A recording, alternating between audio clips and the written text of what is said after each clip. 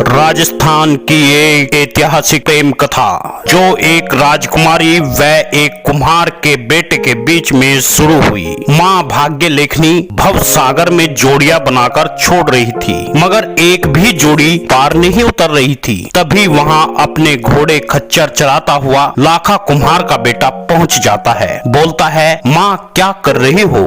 भाग्य लेखनी माँ ने कहा, जोड़ियां बना रही हूँ, मगर एक भी जोड़ी पार नहीं उतर पा रही है। लाखा कुम्हार के बेटे ने कहा, आप किसकी जोड़ियां बना रही है? भाग्य लेखनी माँ ने कहा, पन्ना दे राजकुमारी की जोड़ी बना रही, मगर कोई भी राजकुमार पार नहीं उतर पा रहा है। माता, आप मेरी जोड़ी पन्ना दे के साथ बना दे। भाग्य लेखनी माता ने पन्ना दे के साथ में गंधर्व सेन की जोड़ी बना। दोनों जोड़ी पार उतर गई। एक कुम्हार, दूसरा राजा की बेटी। शादी हो तो कैसे? अजब संयोग, राजा पेप सिंह अपनी बेटी की शादी पास के राजा के बेटे से करने की इच्छा जताता है और शादी कर देता है, मगर बेटा कुरूप व साथ ही साथ एक आंख से काना होता है। लाखा कुम्हार का बेटा गंधर्व सेन अपने गधे घोड़े खच्चर चलाता हुआ पेप सिंह के राज्य में आ जाता है। गंधर्व सेन बरात को देखता है। दूल्हे के पक्ष उसकी सुंदरता को देखकर उसे घोड़ी पर बैठा देते हैं ताकि यह बात पता न चले राजा पेप सिंह। फेरे की प्रक्रिया भी पूरी कर देते हैं। बाद में दूल्हा दुल्हन रानीवास